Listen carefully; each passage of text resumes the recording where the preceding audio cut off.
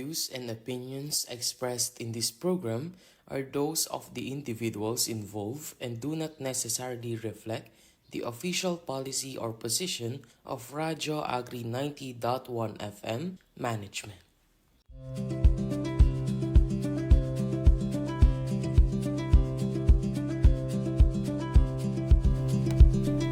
Isang magandang araw po sa lahat ng ating mga kapalay at mga ka-Radyo Agri. Muli po tayong magsama-sama sa panibagong talakayan dito pa rin po sa Palay Bida sa Radyo Agri mula po sa Philippine Rice Research Institute, katuwang ang Radyo Agri 90.1 FM Filmec bilang isa sa mga station partners po nito. Ako po ang inyong makakasama, Badeth Grospe, mula po sa Philippine Center for Post-Harvest Development and Mechanization of Filmec. At sa loob po ng halos isang oras ay panibagong kaalaman na naman ang hatid namin sa inyo tungkol po sa pagpapalayan. At bago po tayo magsimula sa ating panibagong kwentuhan, batiin po muna natin ang lahat ng ating mga kasamahan dito sa Filmec. Of course, sa pangunguna pa rin po ng ating Director 4, Dr. Janicia Alvindia, sa atin pong Director 3, Sir Joel Vidator, sa lahat po ng ating mga Division Chiefs, lalo-lalo na po sa ating Applied Communication Division Chief at Assets Director, Sir Elijah Davalos, at gayon din po sa ating Administrative Division Chief at nag-celebrate ng kanyang birthday nitong weekend na si Sir Jerry Avillanoza, at syempre sa lahat po ng ating mga boss dito po sa ating ahensya, sa lahat din po ng mga section heads, guards on duty at utility personnel, gayon din po sa mga ating mga kasamahan na mga drivers na naka-travel, lalo-lalo na po yung mga naka-travel, so safe travels po. At syempre, gayon din po mainit na pagbati rin sa ating mga karadyo agri at kapalay mula po sa Philippine Rice Research Institute, kina Executive Director Dr. John De Leon at sa kanilang Head ng Development Communication Division na si Dr. Hazel Antonio, at sa lahat din po ng mga moderators ng ating mga Facebook pages. Bukod po sa tayo nga ay patuloy na napakikinggan sa 90.1 FM broadcast channel, tayo po ay sabayan ding napapanood sa mga Facebook pages ng Radyo Agri 90.1 FM Filmec, gayon din po sa official Facebook pages ng DA PhilRice, DA Filmec at ang RCEP Extension Program page. Para po sa kaalaman ng ating mga taga-subaybay, ang Palay Bida po ang radio engagement ng PhilRice, katuwang po ang iba't ibang mga radio station nationwide kagaya ng Radyo Agri 90.1 FM Filmec upang maibida ang mga impormasyon at kaalaman tungkol sa pagpapalayan, maging ilan pong mga impormasyon at ilang mga bagay tungkol po sa pagsasaka. Ayan, ito po ang programang talagang swak na swak po sa ating mga ka-Radyo Agri at mga kapalay. At syempre, magtungo na po tayo sa ating episode, sa ating pong topic ngayong araw po na ito.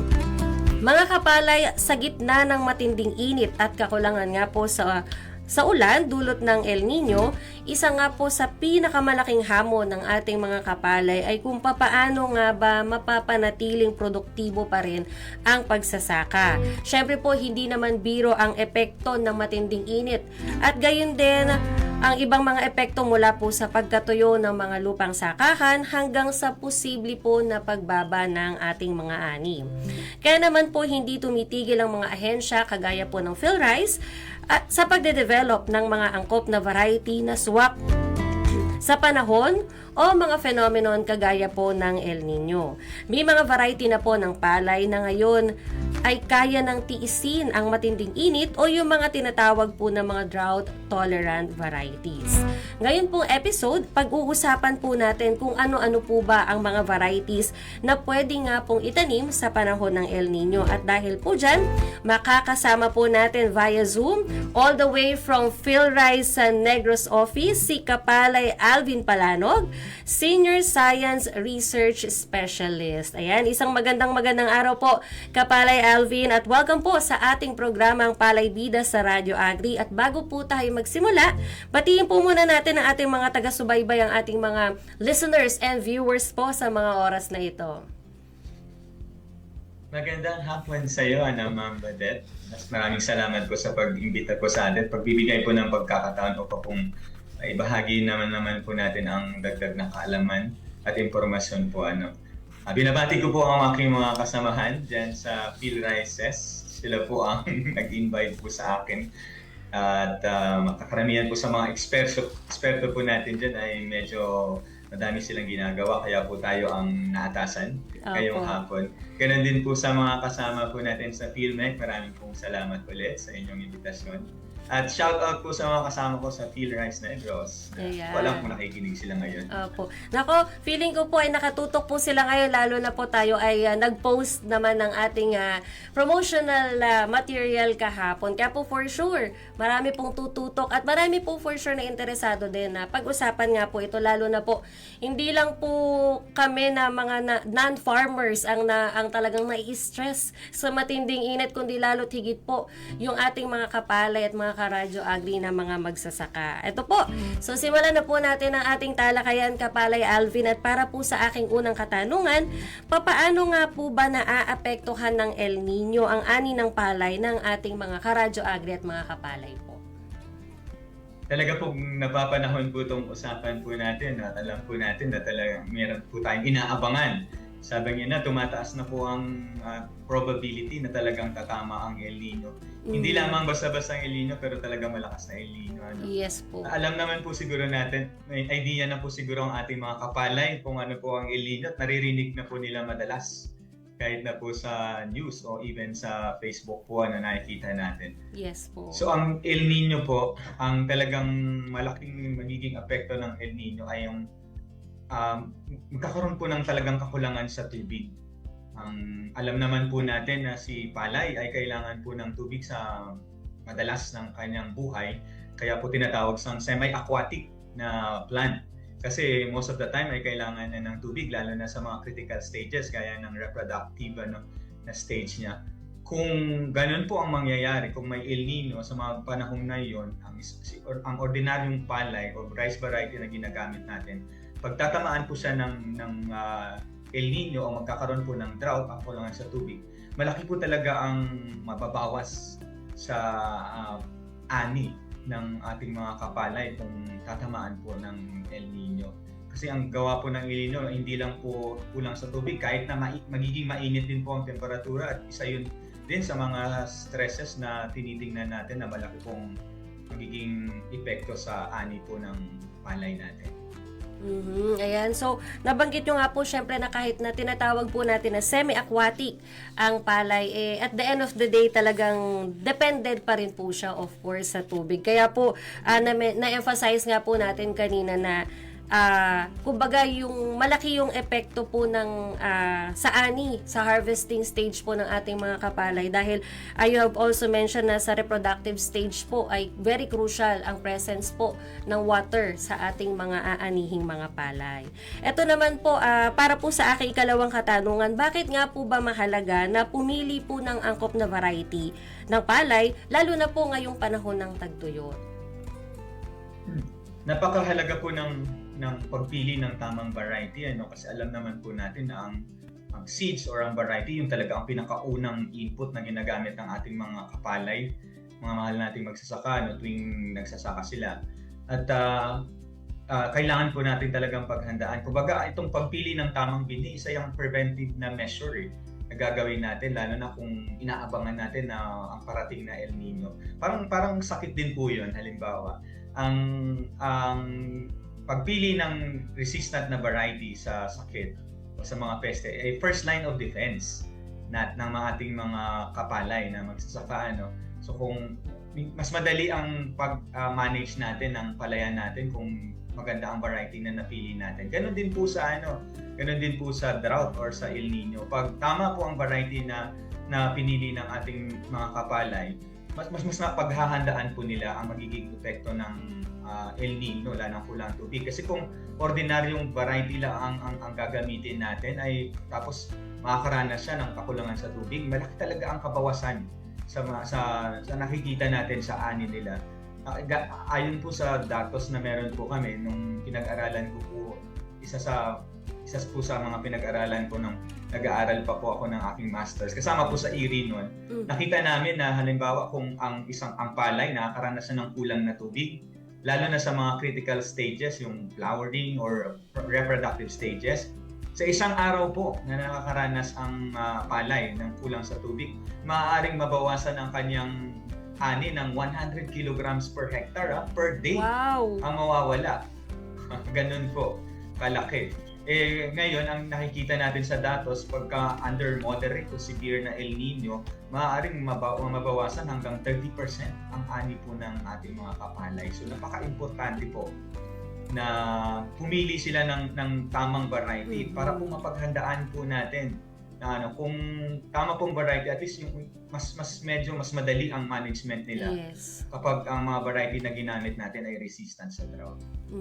Ayan. So, yun nga po, mas madali ang management, and at the same time po, kahit pa paano, sabi nyo nga po, preventive measure na to agad, na kung ayaw natin, of course, syempre lahat naman po tayo, ayaw natin na mababa ang magiging ani natin. So, mahalaga po na talagang maging particular po tayo, lalo na po ngayong panahon ng tagtuyo to El Nino, na dapat mga drought-tolerant varieties na nga po yung atin pong itinatanim. At syempre nga po, very critical, sir, 100 kilograms per hectare per day ang posibleng nawawala. Ang usapin po dito ay number na ng kilo. Kumbaga kilo-kilo na siya, at per day po ang usapan din po dito. At 30% halos ang nawawala po. Lalo na po ngayon na napakatindi na po ng init na nararanasan natin with the global warming, climate change din po. Kumbaga hindi lang yung ulan, yung dami ng ulan kapag La Nino or kapag tag-ulan po ang lumalakas at dumadami, kundi yung epekto din po ng init. Kaya po yun, mamaya po ay ibabahagi sa atin ni Kapalay Alvin ano-ano yung mga varieties na pwedeng pagpilian ng ating mga kapalay at mga karadyo agri. Pero eto po, bago tayo mag-share ng mga varieties na yon, pwede nyo po bang ibahagi naman at this point, ano po yung ibig sabihin ba ng mga drought-tolerant rice varieties, at paano po ito nalalaman at nade-develop bilang variety na matibay po kahit po kulang yung supply ng tubig? Bago po siguro sabihin ko ano yung ibig sabihin ng drought tolerant, although nasasabi ko na po ang mga impormasyon na kailangan nila, nabanggit na natin, yung ano po namin, siguro natin muna kung ano pong kahulugan ng drought na sinasabi. So siguro kung familiar po naman talaga sila ang drought, ang na-associate po natin, talagang kulang sa tubig. Pero marami pong klase ang drought. Meron po tayong iba't ibang klase ng drought. I think by definition kasi 4 na klase yan. Pero pag-usapan na natin yung 3 drought na madalas natin na-encounter. Yung una po yung sinatawag na meteorological drought, o yung kulang po sa ulan. Kulang yung ulan na ini-expect po natin. Diba? Madalas, pag mga ganitong panahon, papunta na po ng Mayo, Hunyo, di ba? May ulan-ulan na po. Ulan na dapat yun, di ba? Yes. Pero pag El Nino po ang nangyayari, baka nawawala yung ulan, bigla na lang kumukonti yung, or hindi na madalas na umuulan sa ano natin, sa ini-expect natin. Naalala niyo po ba, di ba yung may bagyo dapat sana napapasok? Opo. Ngayong May? Yes po, opo. Totoo. Actually, pero nawala. Sa news nga po, 2 LPA, pero hindi rin po siya naka-affect actually doon sa ating, sa naging lagay ng panahon this past few days nga po.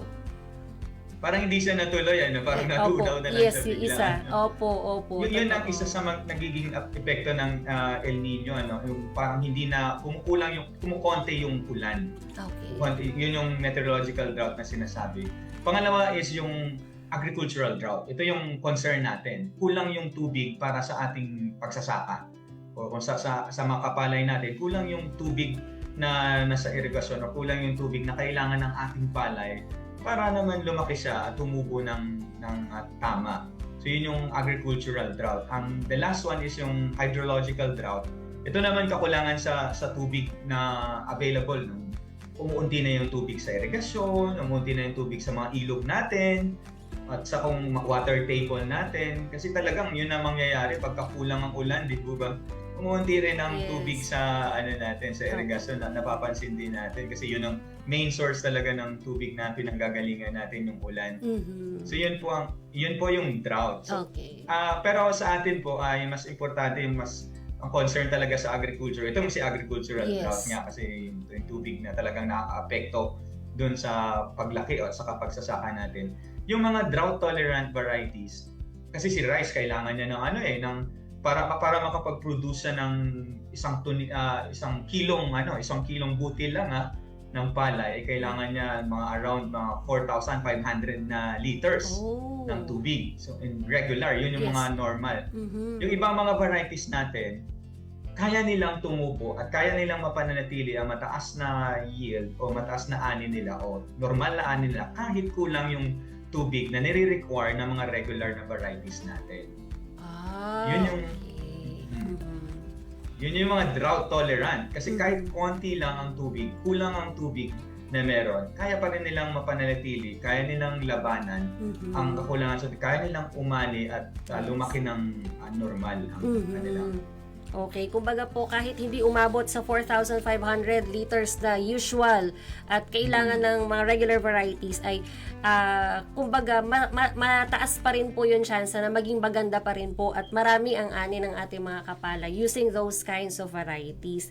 Ayun, so actually na-enlighten din po kami kasi for sure yung mga kapalit, mga karadyo agri po natin, kapag sinabi na El Nino, kulang or walang tubig. So, ganun, kumbaga, generally speaking. Pero nakakatawa po na, kumbaga, hinimay-himay nyo rin po yung iba't ibang klaseng konteksto po ng drought o ng tagtuyot. Kaya po yun, thank you din po, Kapalay Alvin, sa additional information po na yan. Ayun. So, yan po mga kapalit, mga karadyo agri, ang mga paunang information pa lang po tungkol sa epekto ng El Nino sa ating mga ani. Maging ano nga po ba yung mga tinatawag natin na mga drought tolerant varieties na swak pong itanim at masasabi natin na papaldo talaga ang ating mga rice farmers. At gayon din, kanina yung iba't ibang klase ng mga drought o mga tagtuyot. Ayan. So, mamaya po sa pagpapatuloy ng ating talakayan ay marami pa pong maibabahagi ang ating kapalay guest. Kaya po stay tuned lang kayo mga kapalay at mga karadyo agri. At syempre, bago po tayo magpatuloy sa ating talakayan ay basahin po muna natin ang ilang mga pagbati, mga comments, and kung may mga questions po ang ating mga kapalay at mga karadyo agri. So, ito po muna, shout out po mula kay Kapalay Jesus Tagustos II mula po sa Bula, Camarines Sur, at kay Kapalay Rolly Tabamo Fernando mula po sa Herona, Tarlac. At babatiin ko na rin po ang ating mga karadyo mula po sa Philippine Information Agency Nueva Ecija. Ayan si Ma'am Caroline Lopez, si Ma'am Stephanie Reyes, at syempre si Ma'am Camille Gavino. Magandang araw po. At ito po, mula po sa DA PhilRice sa Facebook page, nagbasa na tayo ng mga shoutouts. Mula po kay Kapalay Jomelyn Castillo Mutya. Hello po, sabi niya. Magandang araw po at salamat po sa pagtutok sa ating kwentuhan ngayon. Ito po, shoutout din si Kapalay Edna Dalida La Chica Aldea.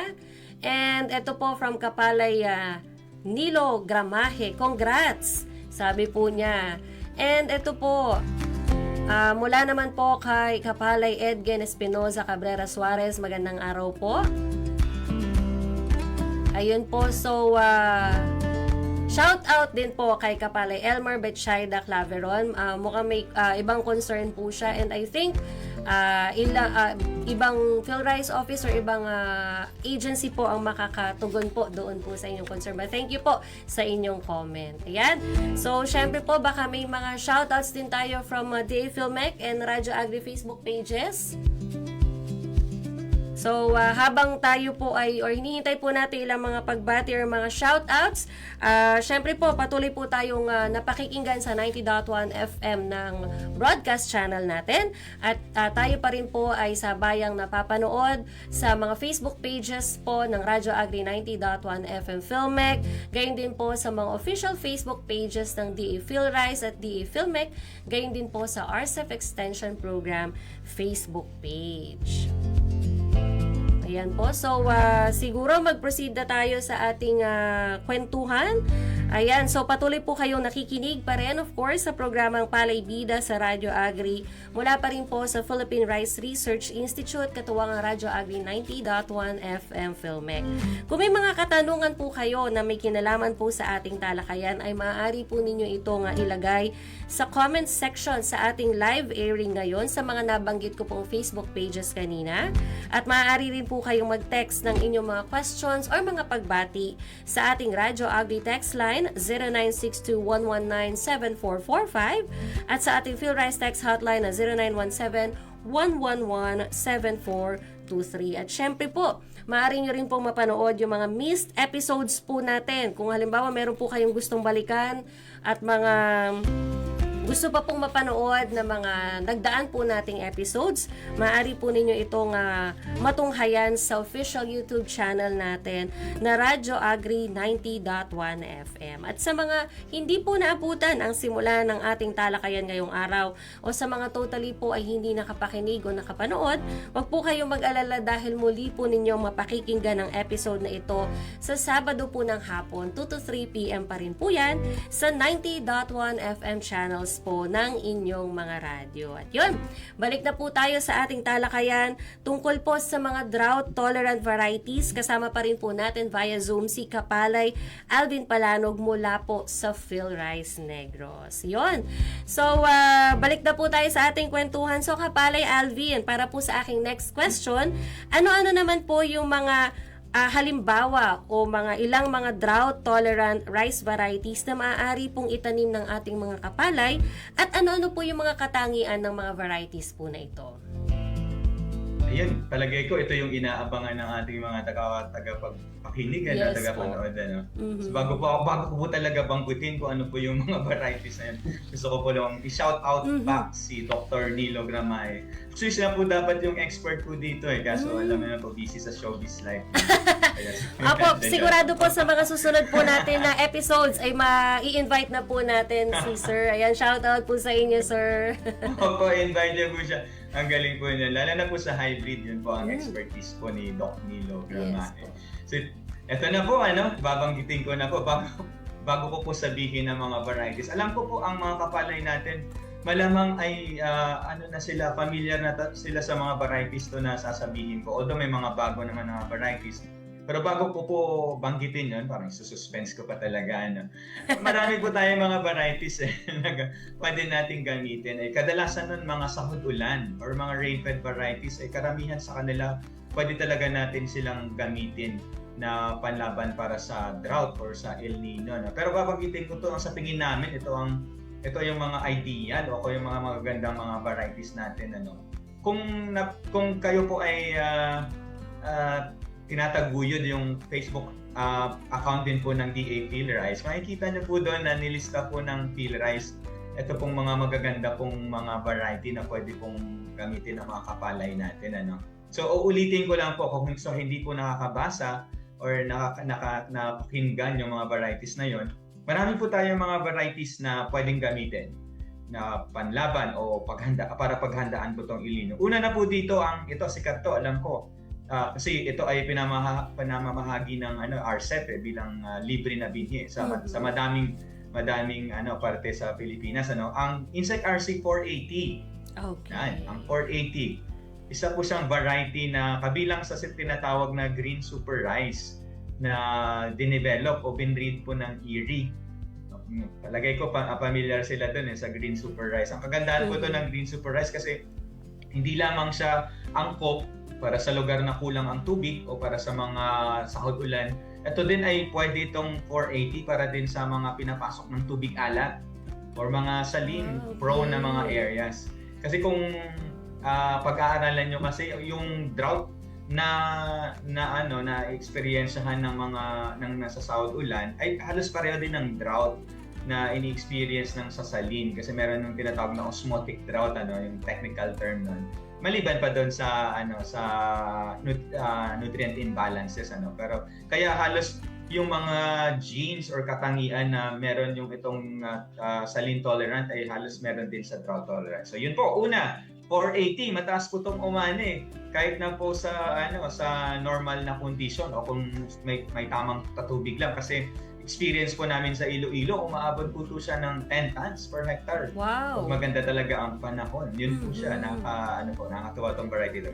Second po, itong Philrice bread na sa ulan po natin, itong Insect RC 594. Ang 594 po ay Philrice bread yan. Maganda yan, early maturing siya. Maganda din ang kanyang ani, medyo mataas din. At saka maganda yung eating quality niya kasi malambot siya. Itong ang 594 at saka mabilis siya kasi early maturing siya. Isa 'yon sa mga dapat na katangian ng variety na tinitingnan natin itong early maturing. Kasi kung eksi lang, meron yung parang escape strategy yung mga varieties yung pagka mabilis anihin, naiiwasan nila yung mga kukulang, diba? Na-anticipate natin, 'di ba? Base sa news, yung El Nino ay towards fourth quarter ng taon na to na 2026, di ba? Yes po. So, ang maganda, planuhin ng mga farmers natin ay magtanim sila ng mga early maturing. Tulad itong 594 o kaya yung RC10. Kaya si RC10 kabilang din yun sa mga variety na pwede natin i-recommend sa kanila kasi early maturing si RC10. Bukod pa doon po, meron din si 596 na isang variety na dinevelop din po ng UPLB naman po ang variety ito na breed nito. Ang medyo lang po ito kasi medyo matigas ng konti pero malakas po ito na resistant po ito sa drought kaya maganda din itong variety na to. Si 572 ay magandang klaseng variety din. Aabangan lang po natin, medyo lang po natin siya kasi medyo susceptible sa blast Kung ang blast po kasi medyo importante yan, blast saka yung stem borer Ang blast po kasi medyo pagka El Nino, medyo kulang ang tubig, so ang nangyayari po maraming nagkakaroon ng parang moisture sa dahon, lumigmig. So nagre-release ng moisture kaya madaling tamaan ang palay ng blast sa ganung panahon na kulang ang tubig.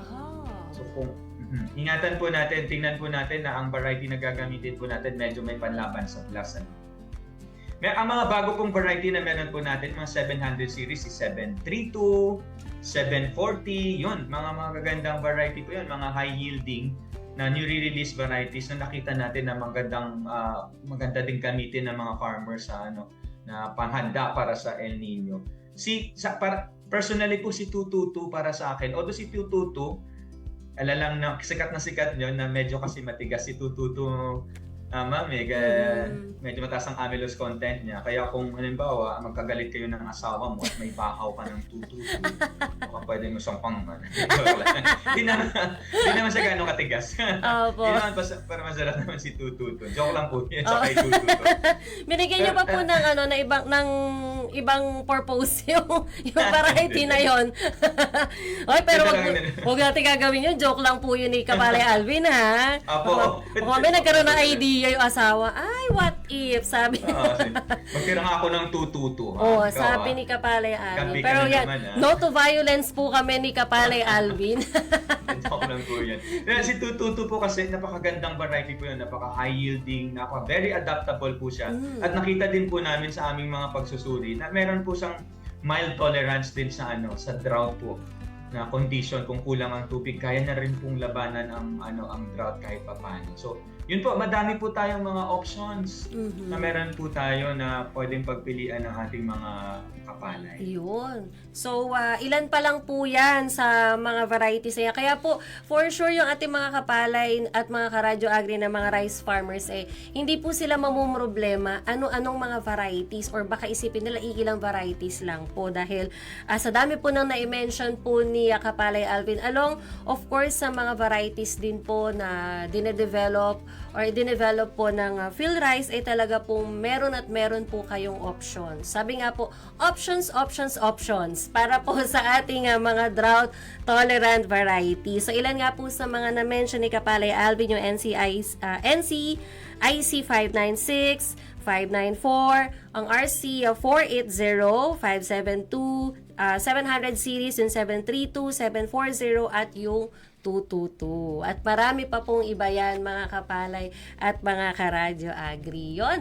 So, para po sa aking next question, Kapalay Alvin, sa mga nabanggit po, sa dami po ng mga naibigay niyong options ng mga drought-tolerant varieties, available na po ba ang mga ito at pwede na pong gamitin ng ating mga kapalay at mga karadyo agri? Ayun, yun talaga yung next question. Kung meron bang pagkukunan ng binhi. So, good news po. Itong mga varieties po pala natin, Kapalay Bandet, ito ay hindi lang po si Phil Rice ang nag-breed po nito. Kasama po natin si Erie at saka si UPLB na mga varieties po na ito. Ayun, kagandahan po ay karamihan sa kanila ay available na po talaga Halimbawa, ito pong si 480 na kasama po yun sa RCEP na Nationally Recommended Varieties na ipinamimigay po na libre ni RCEP. Itong si 480.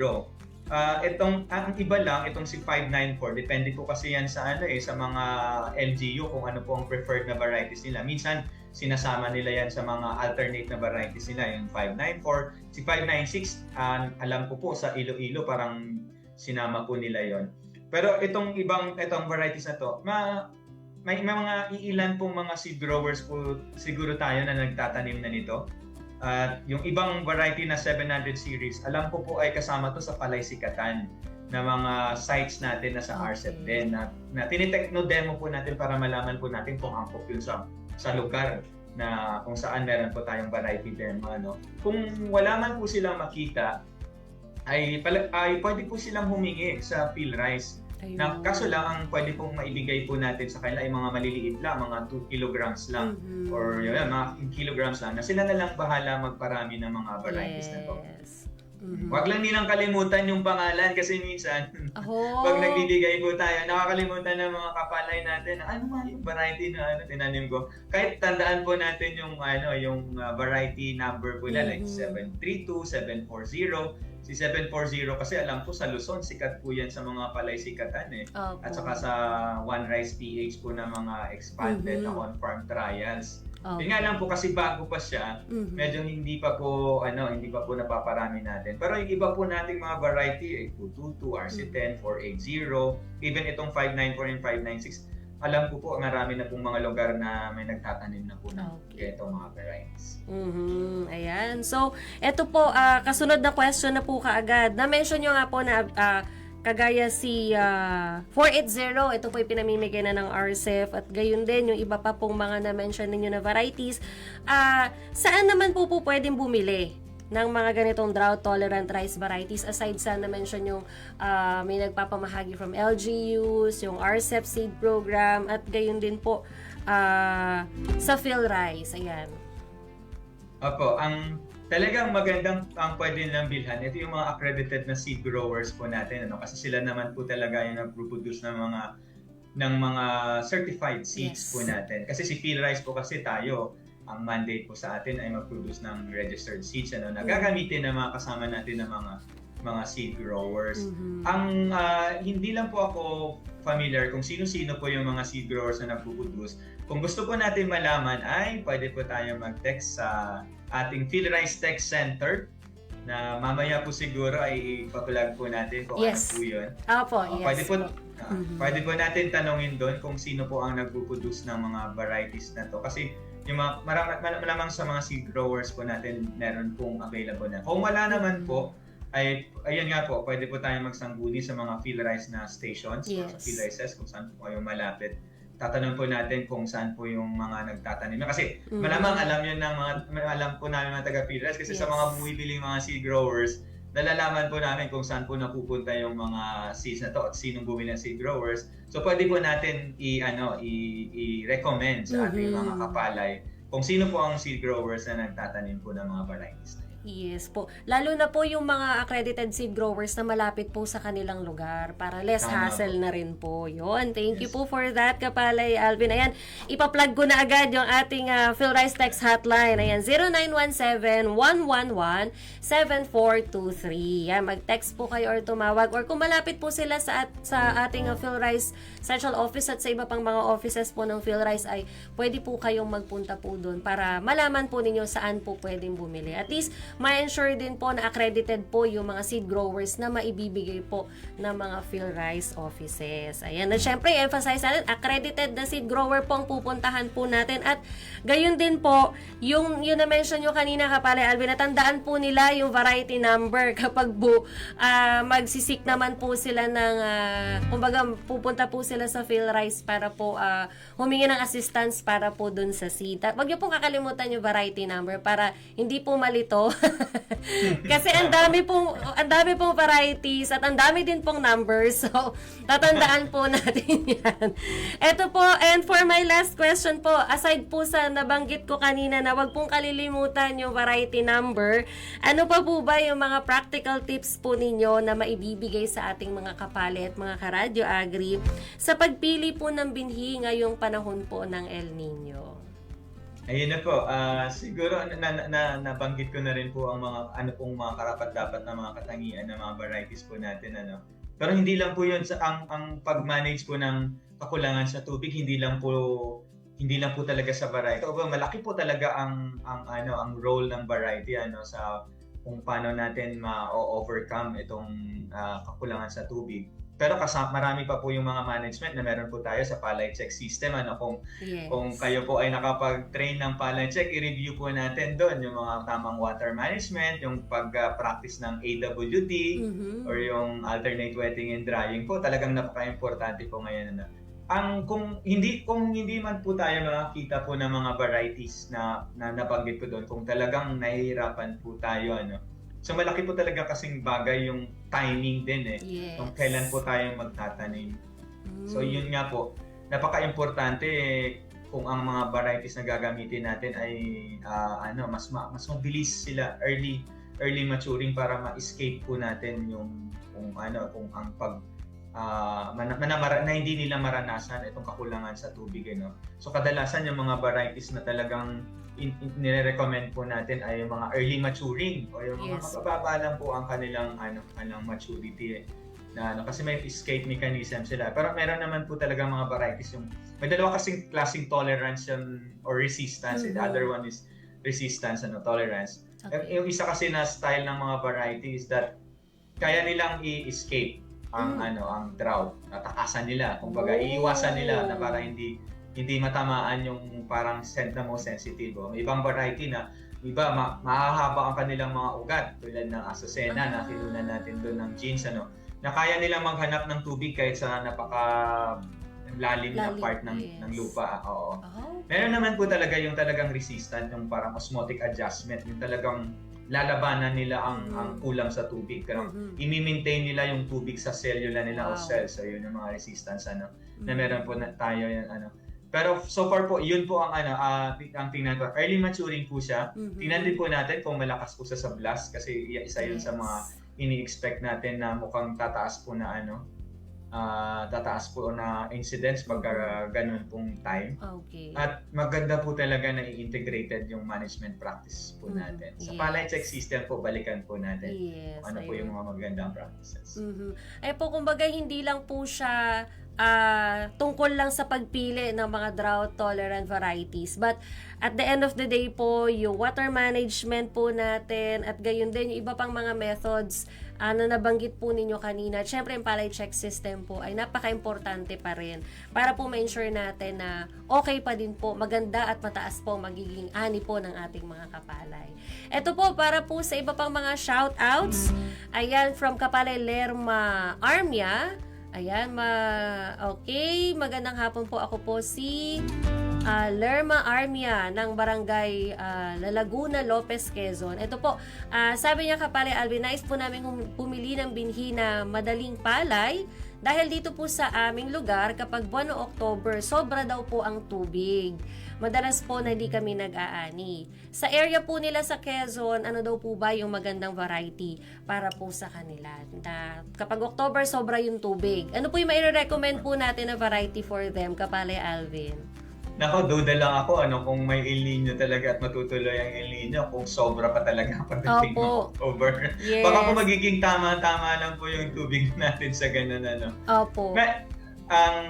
I think makakasagot talaga niyan yung mga taga-kasama natin sa PhilRice Los Baños Okay. na sila talaga ang may alam doon sa kung ano po yung meron doon sa Pero Ma'am Lirma, ang nire-recommend po ng RCEP na mga varieties, yun din po halos po yung nationally recommended at saka regional. Meron silang regionally recommended po kasi Kapalay Badet yung sa lugar talaga na angkop. Yes. Yun po ang pinakamagandang kung may yung regional recommended na variety doon.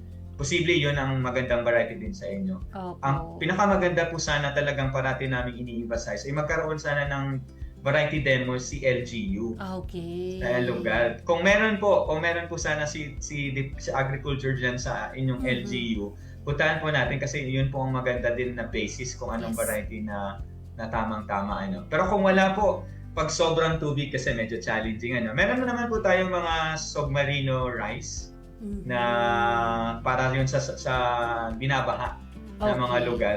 Oo. Kaso lang again, medyo ang depende kasi madami ding klase ng flooding tulad Opo. ng drought. Opo, case to case basis pa rin po talaga. Kaya po 'yun, napaka-importante po na Kapalay Lerma na sumadya po kayo sa inyong city or municipal agriculture office dahil po maraming considerations din po for sure Kapalay Alvin kapag ganitong magbibigay or magre-recommend ng variety at bagamat meron po naibigay na option si Kapalay Alvin but yun nga po ine-emphasize din niya na directly po sa mga LGUs po tayo magtungo para po mag-guide at ma-assist din po kayo sa anuman pong kakailanganin po ninyo. Maaaring hindi lang po sa recommendation ng variety but in any other assistance po in relation po sa inyong concern bilang mga rice farmers. Ayan, sana po ay nasagot din po namin yung inyong question Kapalay Lerma Army at maraming salamat po sa inyong pagtutok. Ito pa po mula kay Kapalay Marfe Hunsay Kinlat. Shout out mula Mau, LGU sa Iloilo. Hello, Doc Alvin. Sabi po niya. Yes po. And from Kapalay Elmar Betchayda Claveron, shout out naman po kami sa Kale Tiwi Albay. Maray na hapon. Ayan, hello po sa inyo. And we do hope na okay lang po kayo dyan sa Albay. At ito po, mula po sa ating suki, every Palay Bida episode natin, si Kapalay Irma Bacolod Amarna, magandang araw, rice farmer mula po sa Santa Rosa City of Laguna. Maraming salamat po. At eto po, Kapalay Alvin, bago po namin kayo tuluyang pakawalan, baka po may mga pahabol po kayo, mga pa-shout out. Ayun. Na lang po, sa lahat po na nakinig at nag-shout out back po sa inyo. No? Sana po ay kahapon din po kasi naimbitahan din po ako sa isang radio doon sa Nueva Ecija naman po. Ganito din po ang topic ko po. So, uulitin ko po ang aking sinabi doon. Sana po ay mag-pray po tayo na sana hindi po matuloy itong El Nino kasi nakikita po natin na malaki po talaga ang magiging epekto nito sa pagpapalay po natin. Nakakatakot pong isipin na lalo na super El Nino alam naman po natin sa base sa mga experience natin ng El Nino 2024, kung naabutan niyo po siguro yung 1997 at 1998 El Nino ng mga kabataan po natin, grabe po talaga yung naging epekto sa lahat po hindi lang po sa pagpapalayan pero sa buong industriya po, Yes. buong agrikultura po, bumaba po talaga ang ating ani nun, yield sa almost all crops po natin. So sana wag naman po ito, wag na sanang matuloy. Kung mangyari man, sana hindi ganun malakas. Opo, hindi po siya intense din po talaga. Yes po. Although tayo naman po, mga agencies kagaya ng PhilRice, PhilMec, at syempre ang buong DA po ay meron na po mga measures, mga preventive measures, kagaya po ng mga drought-tolerant varieties na ipinagkakaloob or dinedevelop po ng PhilRice. Mainam pa rin po na, kumbaga, wag naman sana tayong umabot sa talagang hindi na kaya ng ating iba't ibang sectors itong effect po ng Super El Nino. Yun po, maraming salamat po Kapalay Alvin Palanog sa pagsama sa amin para po ibahagi ang mga information tungkol po sa epekto ng El Nino sa ating mga kapalay at gayon din iba't ibang mga drought tolerant varieties po na inyo pong i-share sa mga oras po na ito. Maraming salamat din po. Tama po yun. Dapat po ay paghandaan po natin. So sana po nakatulong tong mga naibigay po naming impormasyon sa inyo para po ay matulungan kayong paghandaan. Malaki pong bagay talaga ang paggamit ng tamang variety ng palay laban po sa El Nino or sa posibleng drought na mangyayari. Yes po. Thank you po ulit Kapalay Alvin. At Thank ayun po. God bless po. Yes po. Thank you din po. At ito po, magtungo na po tayo agad sa ating Palay Tanungan segment. Bago po namin i-reveal ang palay tanungan po natin ngayong araw, sasagutin po muna natin ang ating naging palay tanungan last week. Mula po sa tanong na tama o mali, hindi dapat imbaki ng palay kung ito ay medyo basa pa, kahit maayos ang pagkakasako dahil ang basang palay ay madaling mag-init at masira. Kaya dapat muna itong patuyuin bago iimbak. Ayan, ang sagot po dito ay tama. At syempre, ito na po ang ating palay tanungan ngayong araw.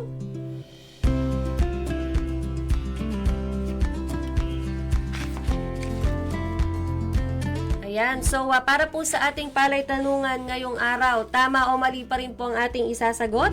Ang mga variety tulad ng NCIC RC572, RC732, RC578 at RC480 ay inirerekomenda para sa panahon ng El Nino dahil kaya nilang tiisin ang kakulangan sa tubig. Uulitin ko po, tama o mali? Ang mga variety tulad ng NCIC RC572, RC732, RC578 at RC480 ay inirerekomenda para sa panahon ng El Nino dahil kaya nilang tiisin ang kakulangan sa tubig. I-text lamang po ang DZDJ space, pangalan space, bayan, o space ang inyong sagot sa PhilRice Text Hotline 0917-111-7423. Ulitin ko po, DZDJ space, pangalan space, bayan space at ang inyong sagot sa 0917-111-7423. At para naman po sa ating public service announcement, tunghayan po natin ang ilan pong mga anunsyo at impormasyon pa po mula po sa PhilRice. Apat na dekada na. Apat na dekada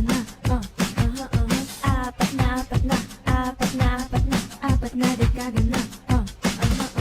Kilalanin ang mga teknolohiyang PhilRice yan. Mga teknolohiyang nagsisilbing gabay sa produksyon ng palay. Nariyan ang Palay Check System. Gabay sa pagpapalayan mula sa pagpili ng binhi hanggang pag-isinop ng ani. Palayamanan Plus. Sistema ng pagsasaka alinsunod sa planadong pag-iiba-iba, pagpapaigting at pagsasama-sama ng iba't ibang uri ng produksyon sa palayan upang magkaroon ng mas maraming produksyon at mataas na kita, karagdagang halaga ng mga produkto at mas maayos na pagbebenta. -1 element technique. Tinutukoy ang kulang na sustansya sa bukid. Mayroon ding PhilRice Apps, LCC, Moet, Palay Check App at Binhing Palay App. Ilan lamang ang mga ito sa teknolohiyang PhilRice yan.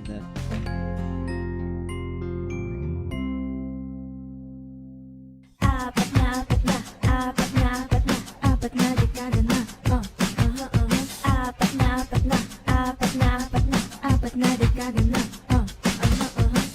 Alam mo bang nasa 121 rice varieties na ang dinevelop ng PhilRice? Iba-ibang hybrid at inbred rice varieties na pwede sa sahod ulan o may patubig.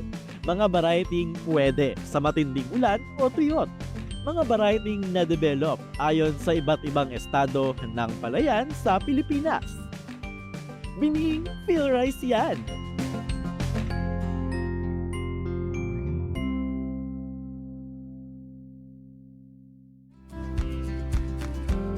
At yan po ang ilan mga information po regarding po sa iba't ibang mga varieties at syempre ilan pong mga kaalaman mula pa rin po sa PhilRice. At syempre, huwag niyo pong kalilimutan sana na i-like at i-follow ang mga official Facebook pages ng DA PhilRice, DA PhilMec at ng Radyo Agri 90.1 FM. At dito po nagtatapos ang isa na naman nating makabuluhang episode sa ating programang Palay Bida sa Radyo Agri.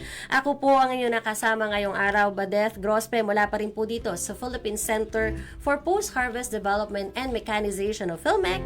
At manatili po kayong nakatutok dito lamang sa Radyo Agri 90.1 FM PhilMec, kasaganaan para sa bayan.